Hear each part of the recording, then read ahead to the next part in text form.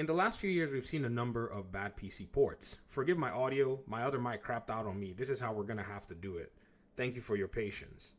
To this effect, I've seen some console players want to kind of sneak in this argument or this new, I don't know what it is, notion that, well, because the PlayStation 5's ports don't have a problem, hence the PlayStation 5 is the best place to play these AAA games.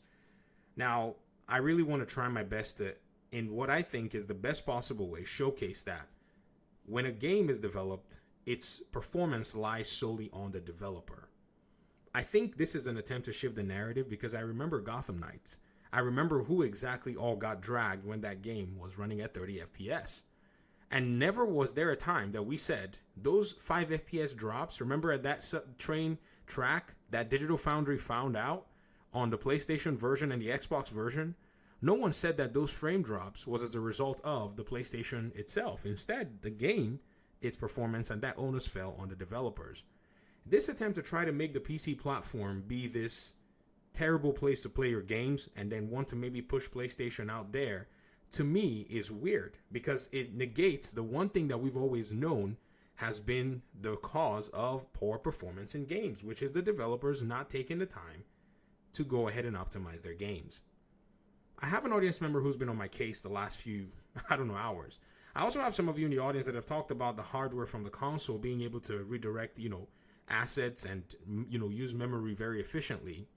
I don't think that's necessarily the conversation in this case. I understand your position, but this audience member of mine has told me that I have a really big problem with the concept of bad ports and what people mean by that.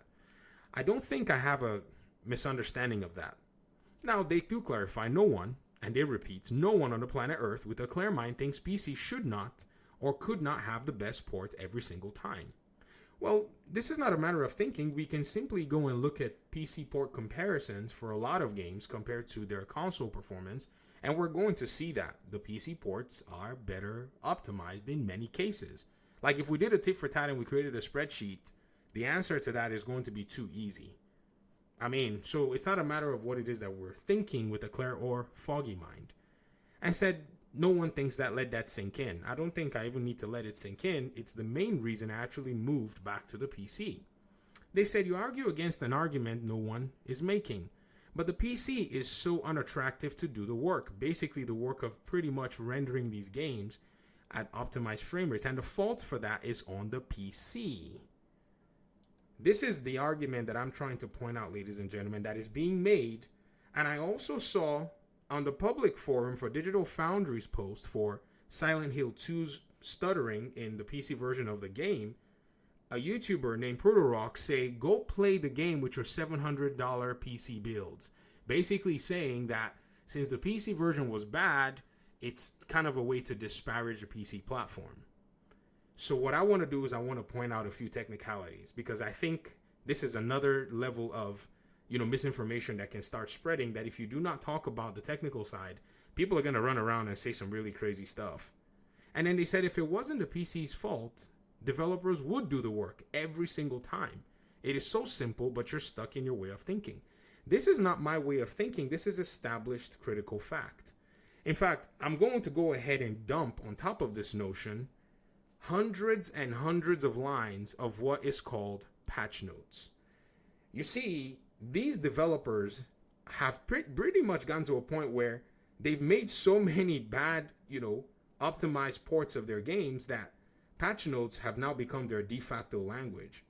What's also very interesting too is no one in their right minds will actually categorize these things as something that is based on the platform when we see it on console, because these patch notes exist on all platforms to go in and fix performance problems after the games have been released. Mortal Kombat 1, God of War Ragnarok PC patch, the Callisto Protocol, all platforms, Dead Space patches, all platforms, Dragon's Dogma, all platforms, and I could just keep going on and on and on with many different games, which performance patches have been released after the game has come out, both for console and both for PC. With this in mind, how anybody could say that it's the PC's fault is quite baffling to me. I'm a bit aware of the way technology works in game development. I've spent about 4 years on Unreal Engine 4. So actually, on the technical side, the console version is the port, because you actually do make the game on a PC. This is how things actually do work in this particular conversation.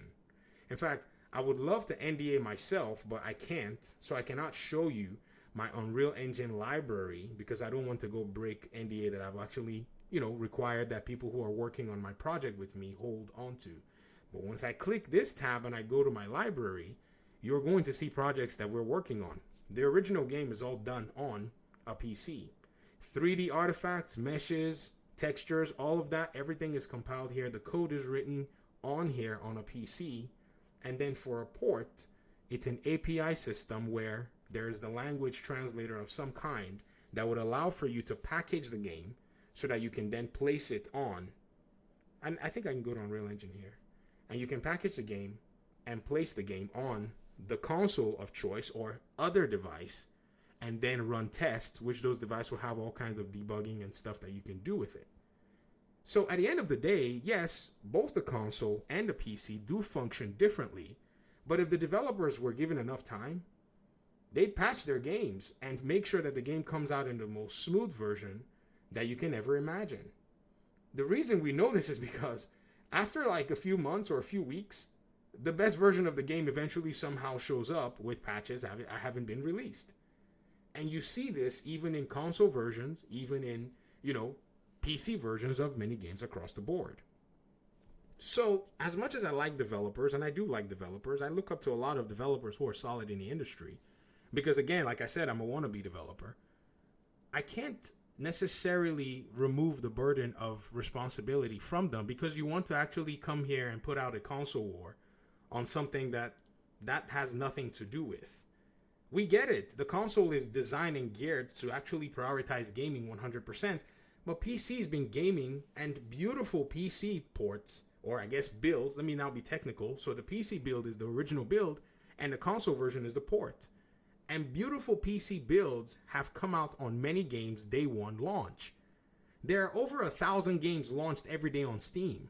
So the noise that we hear is literally 1, 2, 3 games in that mix. Because these games are AAA games, because they're high profile games, that's why we kind of see that. Not saying that the other, 999 games don't have any ones with bugs in them, but I can tell you that majority of the games do function and perform well. So what is going on now is the advancement of technology is basically outpacing developer capabilities. But even back then, if you go look at, say, the hardware that was used to render, the Arkham games and, so on and so forth, the old school games, the technology was quite simpler than what you have now. You got AMD and NVIDIA running all crazy with all kinds of technology. Another challenge, too, that you're seeing in today's days in terms of game development is also the fact that when you actually piece it all together, publishers are not letting developers take the time to make their games and optimize them. So they push them out, the game's buggy, and then they start throwing patch note upon patch note at you. In fact, one of the games that came up in this conversation with this audience member was Callisto Protocol. They were saying the game had a bunch of stutters, and I was like, well, let me go and download it and see, because I do remember refunding it. I played it, and I noticed less stutters than I did when the game first launched. I remember when you got to that first town, there were so many stutters. In fact, not just visual stutters, there were audio stutters everywhere. And I only noticed one audio stutter in the whole opening scene. And then there was a spot that they talked about. And then I came back and looked at a lot of the patch notes. And they actually have their patch notes, segregated for both global, which is basically all of the different platforms. And then they have patch notes that are relegated to just PC. So a lot of challenges are, in a sense, in all of the versions, but they've patched them out. And so even though the PlayStation version played well at launch, it also lends credence to the fact that, according to, what Glenn Schofield said, he said they had some challenges with the PlayStation port. And we know that PlayStation helped them with this port. So I think making comments like this is a severe underestimation of how engineering works in this thing, because game development is engineering. Ask anybody that actually writes code. You're basically finding ways to ensure that your code runs as optimally as possible. And Unreal Engine 5 is actually quite new. In fact, it's taking so many iterations to be able to get to 5.4. And it was in 5.4 that we started to see way better performance. And so anybody who was making the game with 5.0 at the time, They had to do things differently, which they can. They can write their code very differently to leverage all of what these versions can do.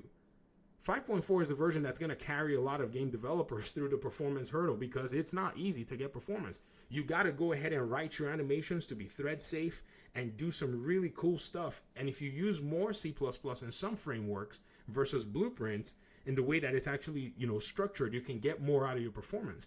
But that takes optimal engineering from the ground up. And game developer world doesn't seem to even allow for that on the AAA scale, with people leaving and joining your studios and getting poached by other developers left and right. So you have to be making up, for the gaps in knowledge as you're going and hoping that you can finish and actually ship your game, because your technical guy got freaking poached by Warner Brothers while you were in the middle of actually trying to ensure that you made the game. So he takes his expertise to Warner Brothers. While they're having issues, he shows up and he solves their game's problem for them. You launch and you're like, crap, I got to find another technical guy. So at the end of the day, many people don't even really know anything about this game development stuff and how the challenges are hitting the developers. And it's one of the reasons that you don't see me bash developers too much, because I know the challenges myself too. There are people who were very good at some of the things that I was doing when I first started making and working on my project that are no longer working on it with me anymore. Right? And now I have to find other people that are going to do it. And honestly, there's some roles that you just cannot find anybody, because they're all working in the gaming industry because their knowledge set is very specific. Very specific. And so to say that the PC is the platform that has the issue is a gross misunderstanding of what the heck anyone is even talking about. So when Console War knocks on the door of this technical conversation, I have to stand at the door and say, no. This is not the place to come in and start trying to do all of that, because you're really going to reduce the problem and miss exactly what we should be addressing. You see, right now, the conversation is there's a cultural war on games that have certain content here and there, but no one is actually putting up a front for these companies releasing their games with very, very bad performance and then waiting about a year, 6 months to then do the real work that they should have done after taking our money. This is also a big problem in its own self. I mean, we could see all kinds of function. And the thing about patch notes is they actually do categorize them by different platforms. So you can come here and see for yourself if truly this is a matter of the PC or if it's a matter of the developer. And I don't think with the hundreds and hundreds of lines of patch notes that I've actually put up here, and any game that if you look up Mortal Kombat 1, that's the one that kind of scared me. This is what we've been dealing with. I was telling you all in another video. Desyncs, all kinds of stuff going on, general fixes, localization, rounds being broken and busted and bound. This was all versions were going through crap at the end of the day. And somebody would come in and say, oh, it's because the PC can, if the PC could accomplish it, developers will accomplish it every given time. No, developers are smoked in terms of their time constraints. At the same time, a publisher's got a fire lit under their butt to get a game shipped. This is the reality of the gaming ecosystem that we're looking at right now. So please, if y'all want a console war as to the best place to play your games, you can do that. But don't spread what I think is false information and then think that you're going to be allowed to just walk away with it. Not especially after I've dedicated a good amount of time to figure out this stuff. One of the reasons I learned game development, people, is because of YouTube. I wanted to have a different perspective. I wanted to be able to know what was going on behind the scene. And honestly, I don't know much, even after 4 years. Don't get me wrong. I'm not sitting here thinking I'm some kind of expert. I suck, but I'm already on a journey, so it's not one that I can easily turn around from. I'm already knee deep in it. In fact, do you want me to go ahead and show you a video clip of an Epic Games engineer doing a conference to developers and telling them, don't come back at me telling me that your game is performing poorly when you wrote your code this way. He literally chewed out developers. He says, we get calls all the time, developers telling us, oh my gosh, it's not working. And then they look at their code and they're like, why did you do that? Some of these developers don't really have the knowledge to be able to write optimized code. And this is exactly what the problem is. I'm going to make a follow-up of Fortnite and talk about a few things that we're seeing there. But let's end the conversation for now. Thanks for watching the video. I appreciate you guys' audience and time. Peace out.